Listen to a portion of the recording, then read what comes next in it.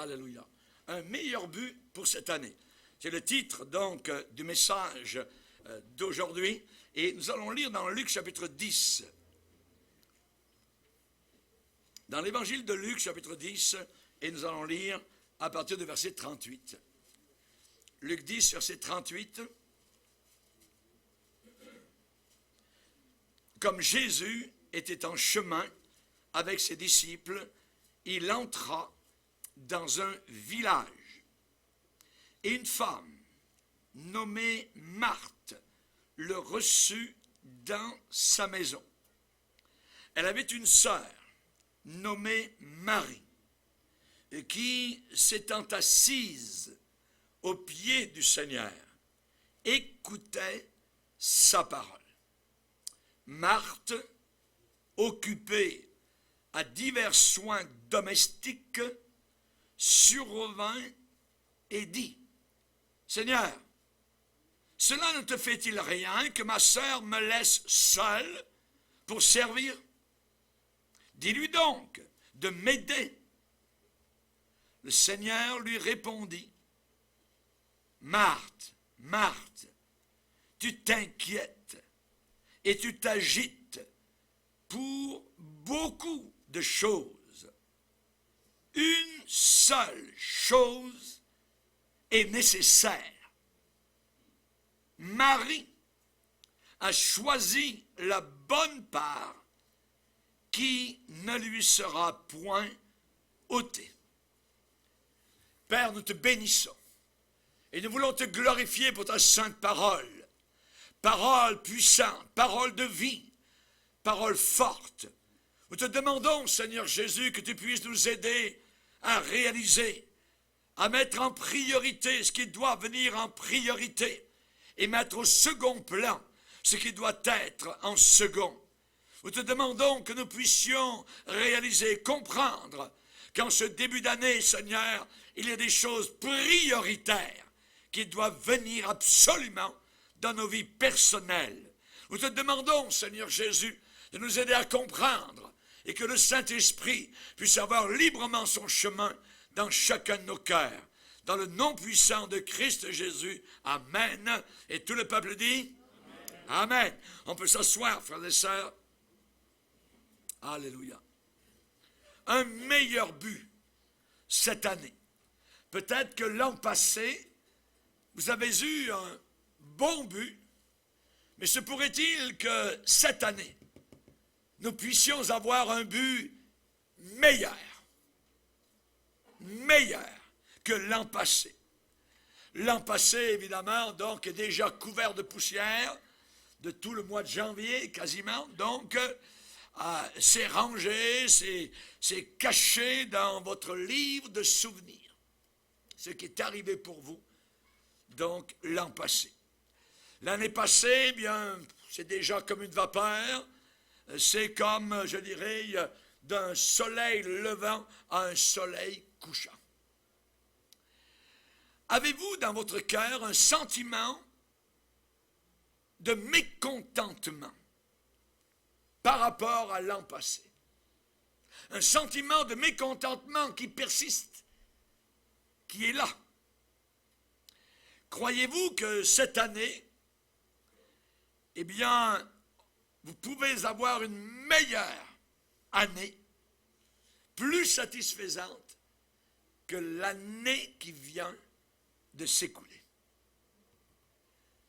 Peut-être que vous n'arrivez pas à mettre, je dirais, le doigt directement sur la chose qui vous tracasse ou qui vous frustre. Voyez, la raison exacte de ce mécontentement qui persiste. Ça a été une bonne année, mais, je ne parle pas de maladies qui ont pu se passer l'an passé ou de manque d'emploi. Je ne parle pas d'une tragédie qui a pu vous arriver. Non. Cela est au-delà de votre contrôle. De toute façon, vous ne pouviez rien ni faire de plus, de toute façon.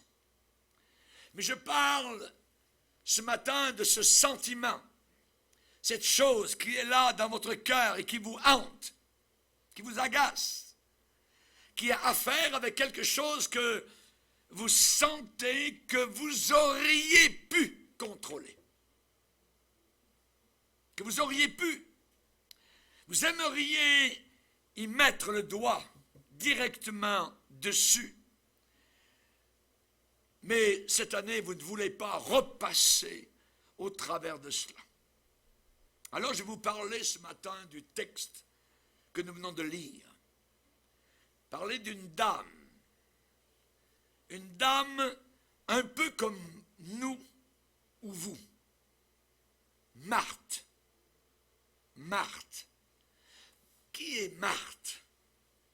Marthe, c'était une vaillante. C'était, on pourrait dire aujourd'hui, une femme, non pas une loser, mais une winner. Une gagnante, une battante, une réussite. Elle avait tout d'abord une villa, une maison belle, sur les pentes du mont des Oliviers, juste à côté de Jérusalem. Quelle vue à partir de la maison de Marthe. Par un jour clair et net, elle pouvait regarder vers l'est et voir la vallée plongeante qui tombait jusque vers la mer Morte, là-bas à l'ouest. Pardon, à l'est. À l'ouest de sa maison, elle pouvait voir la ville de Jérusalem, qui était là-bas à ses pieds, à côté de la vallée du Cédron. La vallée du Cédron était une sorte de canyon, juste en bas des murailles de Jérusalem. Elle pouvait les voir. Et évidemment, elle avait un regard, d'un côté jusque vers la mer Morte, de l'autre côté jusqu'au cœur de la vieille ville de Jérusalem. La plus belle des villes de la terre.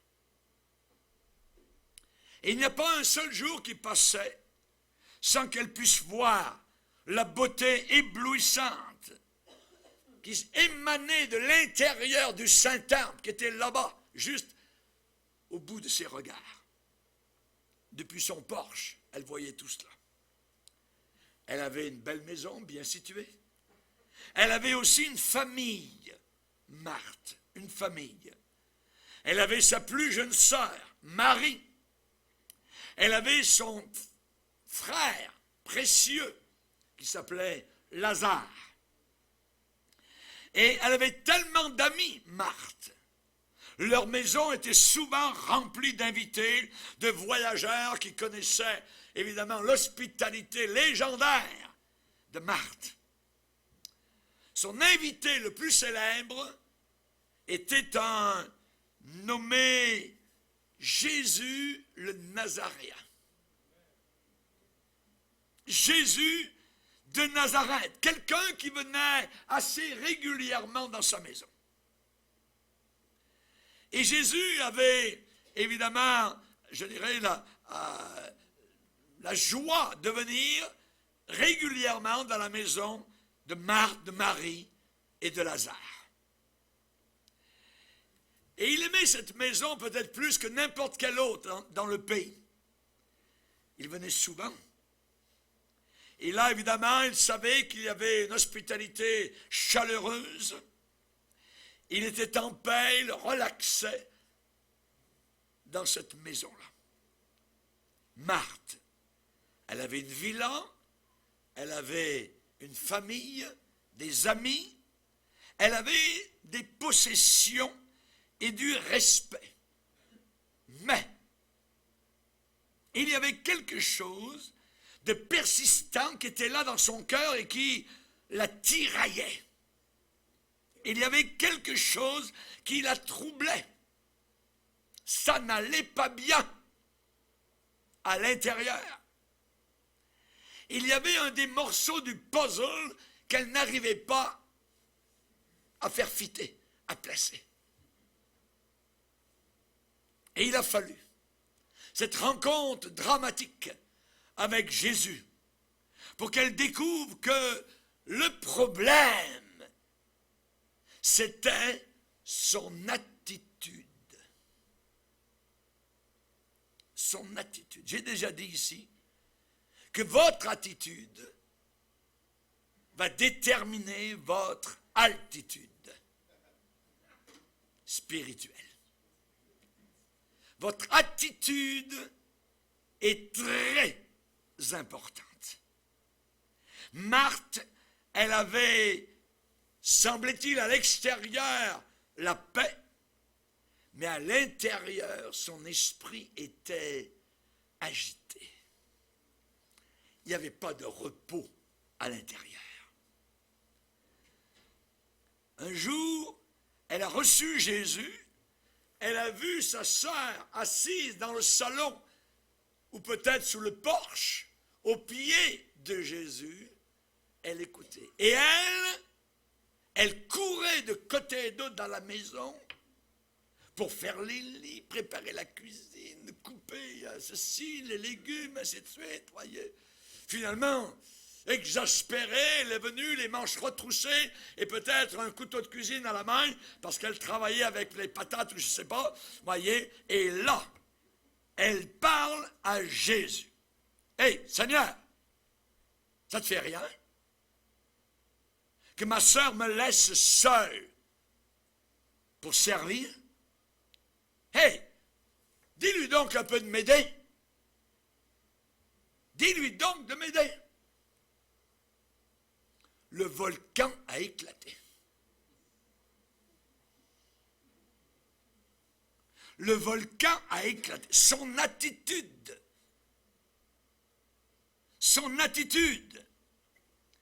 Le problème de Marthe a commencé avec son attitude. Et je doute si elle-même, elle réalisait le ressentiment, une sorte d'amertume vinaigrée qui était là dans son cœur. Alors qu'elle préparait le repas extérieur, notre repas à l'intérieur, à la sauce vinaigre. Le ressentiment à l'intérieur. Jusqu'à ce moment où elle a fait irruption directement en face de Jésus et elle a repris Jésus, ainsi que sa sœur Marie. Ça a éclaté. Quel était le problème de Marthe? Elle était lassée de servir. Fatiguée de servir. Épuisée de servir. La Bible dit, ne nous lassons pas. Ne nous lassons pas. On pourrait se lasser de servir les autres. Ne nous lassons pas de faire de bien, parce que nous récolterons au temps convenable. Elle, Marthe, était lassée. Elle était prête à jeter le tablier. Les hommes de Gédéon, il est dit qu'ils étaient fatigués, oui, fatigués, mais poursuivant toujours. Que de chrétiens fatigués et lassés ont laissé tomber et n'ont plus poursuivi, n'ont plus continué. Raison pour laquelle le Seigneur dit, celui qui persévérera à servir le chrétien. Pourquoi sommes-nous devenus chrétiens? Nous avons été sauvés, il est vrai.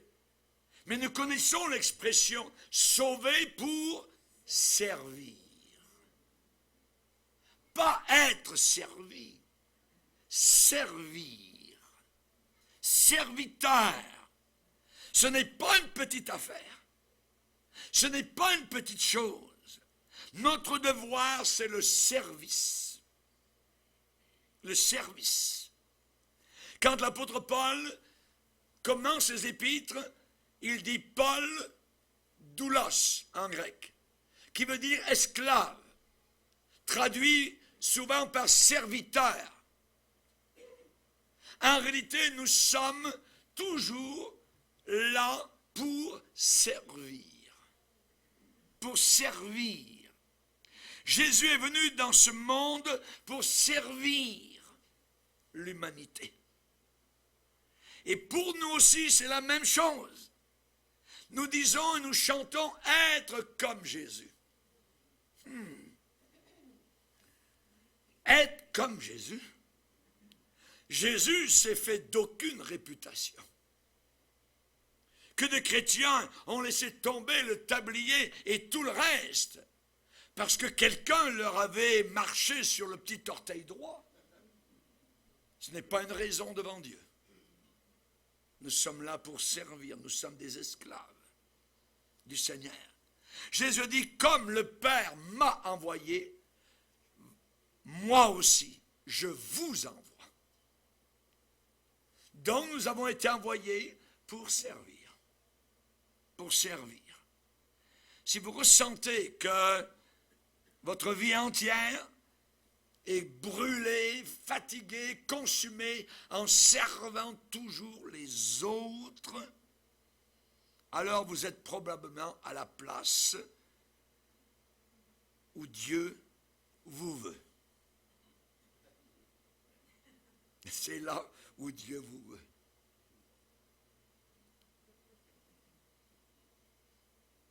Les ados se lassent et se fatiguent. Mais ceux qui se confient en l'Éternel renouvellent leur force. Est-ce que ta force, qu'elle soit physique ou spirituelle, est-elle amoindrie, elle baisse-t-elle? Alors elle peut être renouvelée, elle peut être rajeunie. Oui, les jeunes gens se fatiguent. Combien de personnes sont venues au Seigneur en pensant que maintenant c'est merveilleux, on est assis, on va comme au cinéma, et c'est tout, il y a une réunion, hein, je paye mes dîmes, mes offrandes, et c'est tout, j'ai plus rien à faire. Non. Sauvé pour servir. Sauvé pour servir. Je fais partie maintenant d'un corps, quelque part. Celui qui se tient à l'écart cherche ce qui lui plaît. Et dans l'Église de Dieu, le Seigneur a prévu cela justement pour couper, cisailler notre égoïsme en servant. Servir, encore, encore, et parfois toujours plus. Fatigué parfois, mais poursuivant toujours.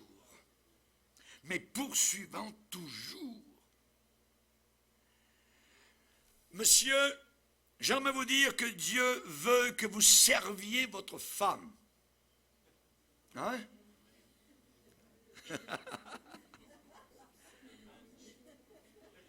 Dieu veut que vous serviez votre épouse. Très fidèlement. Très amoureusement. J'entends les maris qui disent Amen, Alléluia.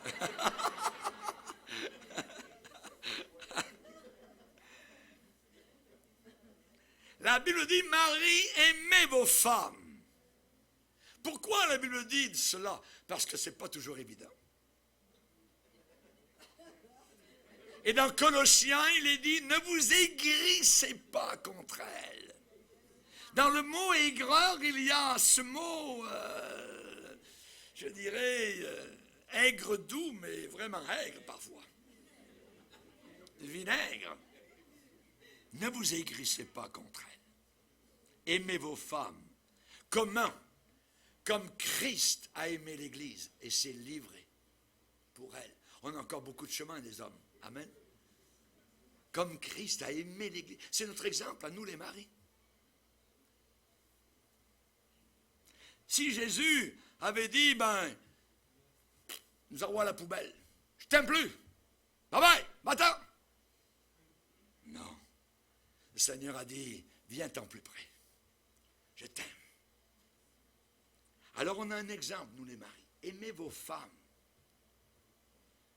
comme Christ a aimé l'Église et s'est livré lui-même pour elle. C'est un service. Il Il y en a trop qui sont fatigués. Des hommes qui sont fatigués et qui ont divorcé. Les musulmans ont le droit de divorcer. Il suffit, pour une petite bêtise, les tosses brûlés, madame. Mais pas les chrétiens. Pas les chrétiens. Madame.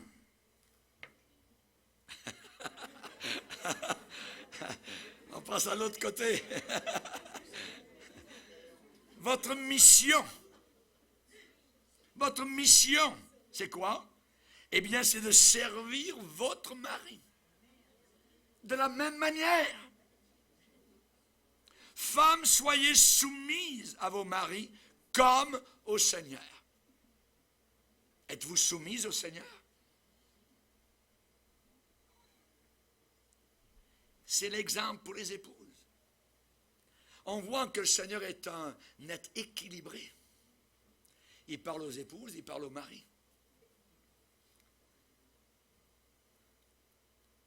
Les pasteurs, et je me parle à moi-même, eh bien Dieu, si vous êtes pasteur, Dieu vous a appelé à être un serviteur pour votre assemblée, et non pas une étoile. Un serviteur. Modèle du troupeau. Je parle au pasteur qui est dans le monde, le grand monde nous écoute.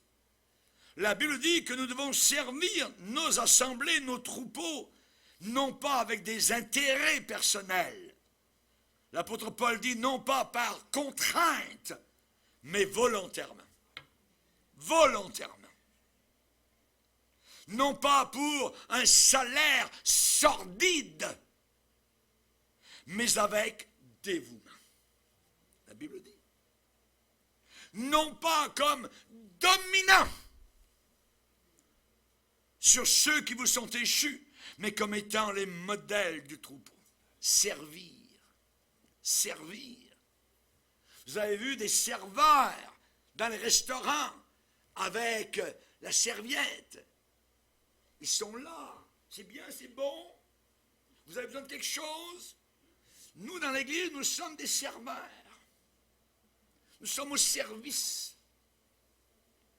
des autres. Que chacun de vous mette au service des autres le don qu'il a reçu. Au service, c'est pas pour moi. Si j'ai un don quelconque, c'est pas pour moi, pour m'élever, non, c'est pour servir les autres. Pour que l'Église soit édifiée.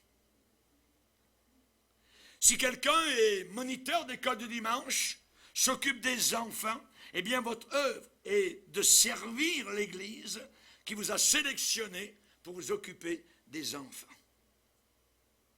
Servir le pasteur qui conduit le troupeau.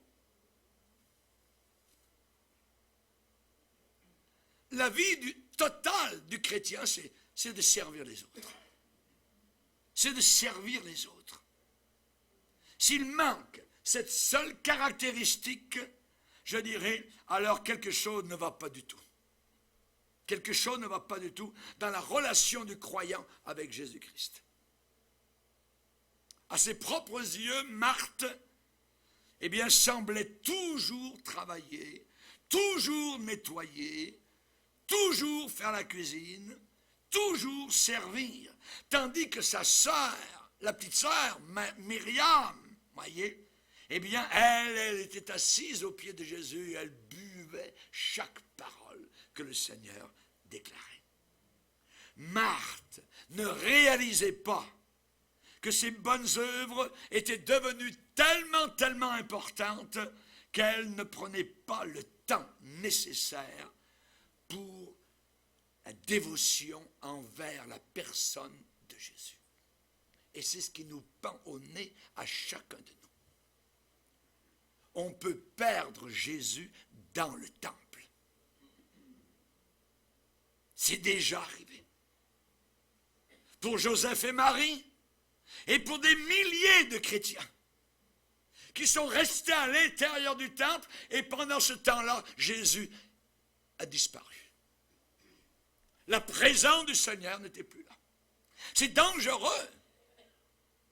Il faut ne pas perdre ce temps que nous devons passer aux pieds de Jésus, aux pieds de lui-même. Alléluia. Et Marthe ne réalisait pas cela. Quand nous commençons nos cours de nouveaux convertis à ceux qui viennent de donner leur cœur au Seigneur, en haut de la première page, j'ai marqué « Temps de dévotion journalier avec Jésus ». Et je demande à la personne qui commence le cours de marquer un chiffre là.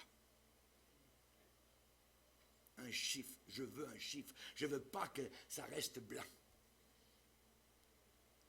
Pourquoi? Parce que dès que quelqu'un est nouvellement converti, nous désirons que les personnes passent du temps avec Jésus, avec la parole de Dieu, dans la prière, dans l'étude des Écritures, pour le connaître. Le connaître. Et chers amis, c'est nécessaire. Si vous lui aviez dit à Marthe ce jour-là, « Hé Marthe, ça ne marche pas. » Qu'est-ce qu'elle aurait répondu, Marthe? « Mais je suis consacré à Jésus, je le reçois dans ma maison régulièrement. Je suis consacré à Jésus. » Voyez? Regarde comment je sers les gens, les invités, quand Jésus est là.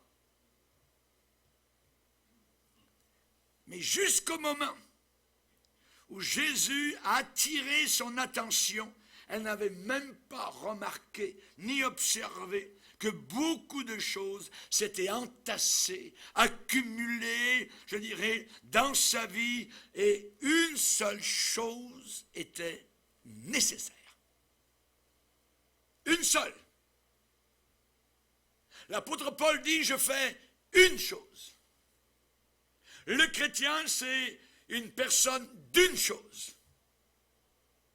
Une seule chose est nécessaire. Et Marie, ta sœur, qui est à mes pieds, a choisi la bonne part, qui ne lui sera pas enlevée. Cette chose nécessaire. En Amérique du Nord, quand vous pensez que la moyenne du temps passé par les pasteurs, supposément, devant le Seigneur, c'est 7 minutes, pas étonnant que l'apostasie est rampante partout. C'est la moyenne de tous les pasteurs en Amérique du Nord. 7 minutes, ils passent devant le Seigneur, chaque jour. Le diable rit. Et une église qui ne prie pas. C'est une église qui va être ballottée d'un côté et d'autre. Un chrétien qui ne prie pas, il va avoir un pied avec l'esprit du monde et il va essayer de faire rentrer l'esprit du monde à l'intérieur de l'église. Une seule chose est nécessaire. Attention, mes frères et sœurs, le service devient mauvais quand il devient un substitut pour ne pas passer du temps avec Jésus. Nous ne voulons pas le substitut, nous voulons Jésus. C'est lui. Une seule chose est nécessaire. Le temps, les pensées vouées à Jésus-Christ. Un temps, un moment tranquille, voué à Jésus-Christ, avec votre attention totalement fixée sur lui. Sur lui. Le meilleur moment, c'est le matin, dans la maison, si vous ne sortez pas, quand il n'y a pas de bruit. Pas de radio, pas de TV, pas de musique, rien. Vous ouvrez la Bible, vous pleurez sur les pages de ce livre merveilleux. Il vous parle, vous buvez sa parole, vous avez un temps avec lui. Le pire qui pourra arriver, c'est que Jésus est à ses rendez-vous et vous n'y êtes plus. Et vous n'y êtes plus. Une seule chose est nécessaire. N'oubliez jamais ça. Un meilleur but pour cette année. Une seule chose est nécessaire. C'est une nécessité. Exactement comme Jésus a dit à Nicodème, il faut que tu naisses de nouveau. C'est nécessaire. Tu ne peux pas entrer dans le ciel si tu ne nais pas une deuxième fois. Et dans la vie chrétienne, Jésus nous a dit, je dirais en capsule, il est nécessaire que tu passes du temps à mes pieds. Les regards fixés sur Jésus. Ce verbe fixé est très important. Vous n'aimez pas dans votre voiture les sonnettes. Vous comprenez? Quand ça fait ding-dong d'un côté et d'autre, voyez. Vous regardez si vous avez un tournevis pour essayer de visser, de fixer ce qui branle. Et avec Dieu, il faut que nos regards soient fixés sur Jésus. Solidement. Pas sur le frère, pas sur la sœur, pas sur le pasteur, sur Jésus. Les regards fixés sur Jésus. Isaac, où était-il quand Rebecca, la belle Rebecca, est en train d'arriver à dos de chameau? C'était un soir. Et il est dit qu'il était allé dans les champs. Qu'est-ce qu'il est allé faire dans les champs? Pour méditer. Isaac était un homme de Dieu. Il aimait Dieu. Il aimait les choses de Dieu. Et alors qu'il avait un emploi du temps aussi rempli que le vôtre et le mien, eh bien, il a trouvé du temps pour sortir dehors, aller dans les champs pour méditer. Et voilà que soudain, là-bas au loin, il a vu une caravane. Et Rebecca a mis son voile. C'était son bien-aimé qui était là. Est-ce que vous passez du temps dans les champs? Le diable est toujours là pour vous dire, voyons donc, qu'est-ce que tu es en train de faire là? Mais c'est du temps perdu. Tu perds ton temps. Tu t'en vas dans le bois là-bas, là, qu'est-ce que tu vas faire? Tu vas perdre une heure, demi-heure pour aller à un endroit, puis demi-heure pour revenir. Voyons donc, laisse faire. Non, non, non, non, non, non. Une seule chose est nécessaire. Et Marie, ta sœur, qui est à mes pieds, a choisi la bonne part, qui ne lui sera pas enlevée. Alléluia. Un temps, un moment. Y a-t-il quelqu'un de plus occupé que quelqu'un dans le gouvernement? Ils sont très occupés. Parfois on se demande à quoi, mais ils sont occupés.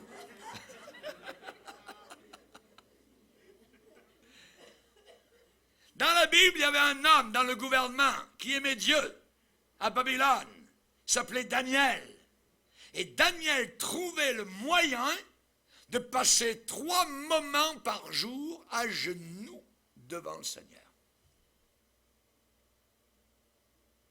Comment pouvait-il faire ça? Quand vous êtes à genoux, ce n'est pas en train de marcher, en train de... Oui, vous traînez un papier d'un bureau à un autre, tout ça, puis vous pensez au Seigneur. Non, non. Il s'arrêtait à genoux 3 fois par jour. 3 fois par jour. Et Marthe avait dans son cœur du ressentiment. Et elle en voulait à sa sœur Marie. Marie, elle est au pied de Jésus, elle pourrait m'aider à faire ceci, à faire cela, moi je monte, je descends, je prépare les affaires, puis Jésus va coucher ici ce soir, il faut que je change les draps, et ainsi de suite. Elle avait du ressentiment envers sa sœur. La Bible dit de faire attention, pas à l'amertume, aux racines d'amertume. Ça veut dire d'où ça vient. La racine, c'est la source. Les racines qui créent une amertume, une frustration dans votre cœur par rapport à une autre personne. Racine d'amertume. Avez-vous du ressentiment envers d'autres personnes? Y a-t-il une hostilité, peut-être même, profondément enracinée dans votre cœur, comme un volcan qui est là? Vous voyez, mais on l'a oublié. Mais le volcan est là, il peut éclater à n'importe quel moment. Parce qu'il y a du feu à l'intérieur. Les braises sont dormantes, mais ça peut sauter n'importe quand. Et ça a sauté, le volcan de Marthe, dans la présence même de Jésus et des invités. Imaginez. Ça arrive cela quand nous nous inquiétons, nous agitons pour beaucoup de choses. Et nous oublions qu'une seule chose est nécessaire. Du temps seul avec Jésus. Du temps seul avec Jésus. Cherchez premièrement, cette année, le royaume de Dieu. Et le reste, ou bien Jésus, c'est pas ce qu'il veut dire, ou bien je crois cette parole. Cherchez premièrement le royaume de Dieu et sa justice, et le reste vous sera donné par surcroît. Le reste. Chers amis, ce seul manque chez Marthe a été causé par son attitude. Très mauvaise attitude.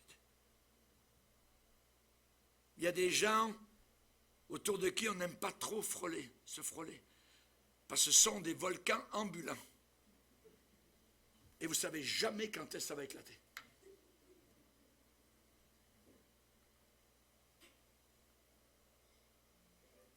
La Bible dit, ne vous privez pas de la grâce de Dieu. Ne vous privez pas de la grâce de Dieu. Toute l'industrie, je dirais, de Marthe, son zèle, son hospitalité, pouf, sont évanouis. Toute son activité fébrile, son charme, se sont dissipés. Toute son application au travail, sa compétence, tout cela a disparu en une phrase. « Hé, Seigneur, dis à ma sœur, tu vois pas que ça te fait rien? La lave commence à couler. » Une mauvaise attitude. Les invités qui étaient là cette journée-là ne se sont pas souvenus, évidemment, je dirais particulièrement de la belle cuisine. Ils se sont souvenus de quoi? De l'irritation de Marthe. Une tache. Une tache sur sa réputation. Les invités, ce jour-là, se sont souvenus particulièrement des paroles sèches, claquantes, brusques. Et ces paroles ont continué, on s'en est souvenu longtemps, ça a persisté, après la belle odeur là-bas de la cuisine. Oui, il avait reçu Jésus dans sa maison, c'est vrai. Oui, il avait été impliqué activement dans le service. Mais elle souffrait d'une mauvaise attitude. Et son altitude est tombée. D'aigle qu'elle était, elle est tombée à poule de basse-cour. Elle s'était lassée. Lassée, fatiguée, dans le service. Elle souffrait à l'intérieur. Son cœur lui faisait mal. Vous savez, les chrétiens lassés, les chrétiens fatigués. Est-ce que vous avez mal aussi? Jésus a parlé à Marthe avec une très grande tendresse. Il lui a dit, Marthe, Marthe. Quand Jésus dit 2 fois le prénom, c'est très important. Il l'avait dit à Pierre.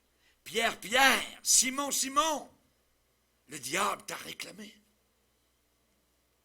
Et là, il dit, Marthe, Marthe, tu t'inquiètes, tu t'agites pour beaucoup de choses, mais une seule, une est nécessaire. Une seule. Il aimait sa Marthe, Jésus, comme il nous aime. Et Jésus a commencé à diriger ses pensées vers le stress, vers l'anxiété qui est en train de monter au-dedans d'elle. Marthe, elle était tellement troublée, tellement anxieuse, à cause de son état intérieur. Elle était nerveuse, précipitée, préoccupée, inquiète, agitée par beaucoup de choses. Elle avait sa pensée fixée sur beaucoup de choses. Elle était distraite sur beaucoup d'autres choses. Et surtout sur Jésus. Jésus a parlé à cette femme précieuse une seule chose est nécessaire. Ça veut dire une seule chose dont on a vraiment besoin. Tu veux enlever le stress, tu veux enlever l'anxiété, tu veux enlever la peur, tu veux enlever la crainte. Dans la peur, tu vas parler comme un païen. Il n'y aura pas de différence. Dans la crainte, tu vas parler comme une païenne. Est-ce que nous sommes différents? Nous serons différents par rapport au temps que nous passerons aux pieds de Jésus. Jésus va dire, ne t'inquiète pas, tout ira bien. Je suis un Dieu de miracles. Je vais prendre soin de toi. C'est moi qui ai ouvert la mer Rouge. C'est moi qui fais tomber les murailles de Jéricho. C'est moi qui ai guidé la pierre de David vers le front de Goliath. Si tu passes du temps à mes pieds, tu vas voir, ça va aller bien. Tu auras une meilleure année cette année que celle de l'an passé. Tu n'as pas passé assez de temps à mes pieds l'an passé. Être occupé, ce n'est pas une vertu. Être trop occupé, ce n'est pas une vertu. Si vous êtes trop occupé, c'est que vous êtes trop occupé. Comprenez-moi bien. Une seule chose est nécessaire. Et Marie, c'était différent. Sa sœur, on l'appelle Marie, on peut l'appeler Myriam, c'est la même, voyez. Marie avait fait un meilleur choix. Marie a choisi la bonne part qui ne lui serait point enlevée. Marie avait choisi donc le service avec dévotion.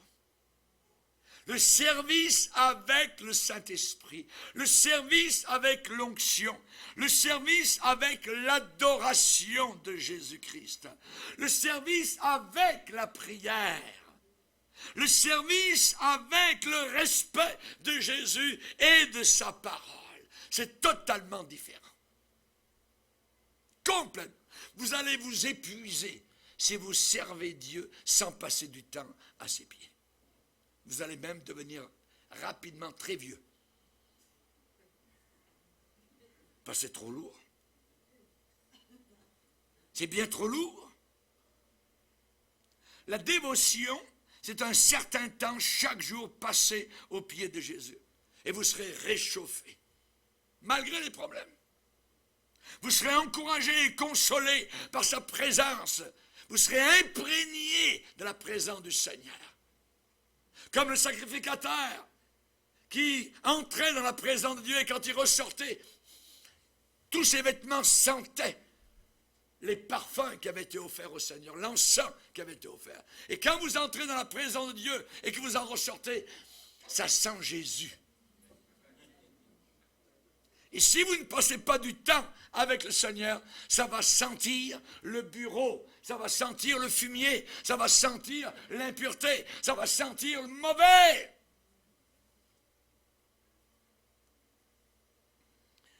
La Bible nous enseigne que nous devons nous attacher au Seigneur, et c'est dans le texte de la Bible, sans distraction.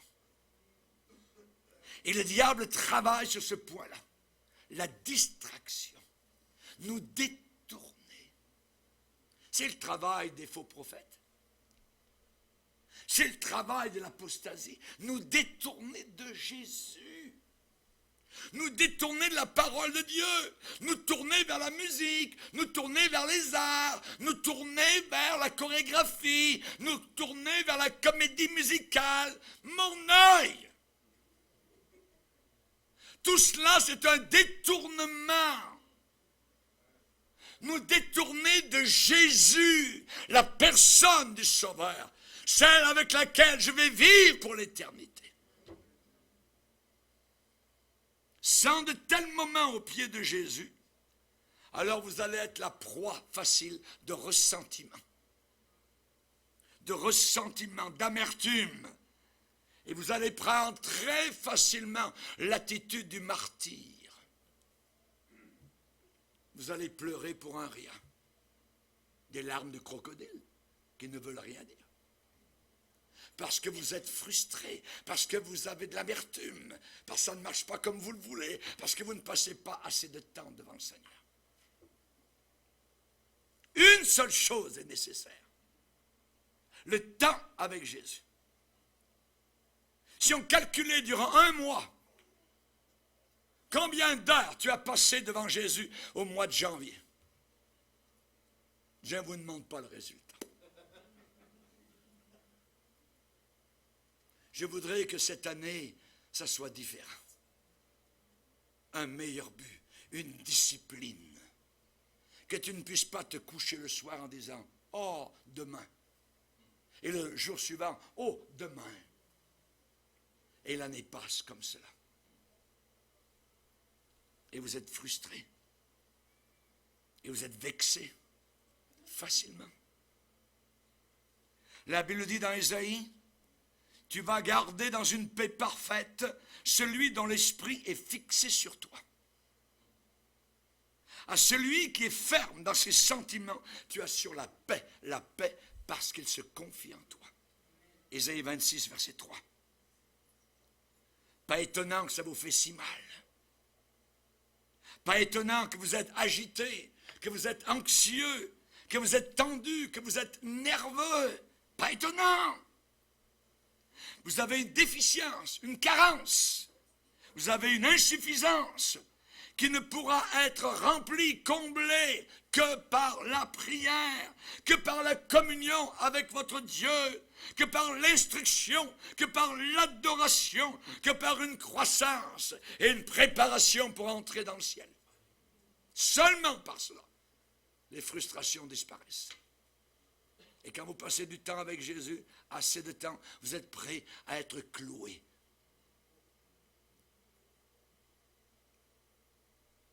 Parle-moi, toi, Seigneur. À tes pieds, je veux obéir.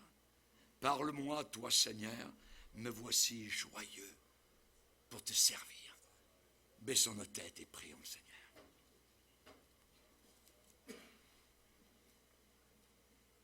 Père, nous sommes devant toi. Merci. Merci de nous interpeller. Merci de nous rappeler, Seigneur, de ne pas être comme Marthe, mais d'être comme Marie. Oui, le service. Mais nous voulons le service avec une dévotion envers toi. Seigneur, nous voulons te bénir pour la chambre de prière. Tu as dit, quand tu pries, entre dans ta chambre. Mais tu as ajouté, ferme la porte. Aide-nous, Seigneur, à fermer la porte sur d'autres activités qui nous demandent. La meilleure activité, la seule nécessaire, c'est d'être à tes pieds, d'avoir un temps particulier en ta présence chaque jour. Seigneur, tout le reste sera correct si nous passons du temps avec toi. Nous aurons cette paix que nous avons tant besoin. Nous aurons cette joie, Seigneur, l'accomplissement intérieur que nous avons tellement cherché. Que de fois, Seigneur, tu dis à ton peuple, « Oh, si mon peuple m'écoutait !» Aide-nous, Seigneur, à avoir l'oreille percée de l'esclave. Aide-nous, Seigneur, à entendre. Aide-nous à recevoir cette parole, non pas comme la parole d'un homme, mais ce qu'elle est véritablement, la parole du Dieu vivant. Une seule chose est nécessaire. Seigneur, nous voulons te donner notre dévotion. Nous voulons ouvrir notre cœur à ta présence. Nous voulons étudier ta parole comme jamais durant cette année. Nous voulons nous approcher, Seigneur. Nous voulons être cette bénédiction qui a été donnée à Joseph dans l'Ancien Testament, un arbre fertile près d'une source. Nous voulons que tu sois notre source d'eau vive pour nous rafraîchir dans le désert de ce monde. Merci, Seigneur, car il est temps maintenant de te chercher.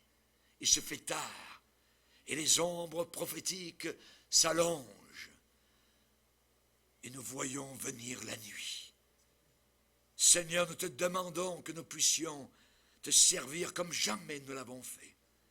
Aide-nous à ne pas uniquement entendre cette parole, nous borner à l'entendre, ce qui ne serait d'aucune utilité, mais de la mettre en pratique. Aide-nous, Seigneur, à partir de cette semaine, d'avoir un temps chaque jour avec toi. Si pour un gouverneur de gouvernement, il était possible de trouver 3 moments particuliers dans une seule journée, nous devrions pouvoir le faire. Si Isaac a eu son temps dans les champs, alors qu'il attendait sa bien-aimée, nous pouvons nous aussi aller dans les champs et te parler, pleurer devant toi, te demander ton conseil. Nous te le demandons de tout cœur, d'avoir ces moments précieux en ta présence. Aide-nous à aimer, à servir les frères, les sœurs, l'Église, nos maris, nos épouses. Nous le voulons. Et nous voulons, Seigneur Jésus, dire, comme nous l'avons dit le jour de notre mariage, je le veux. Au nom de Jésus, Amen.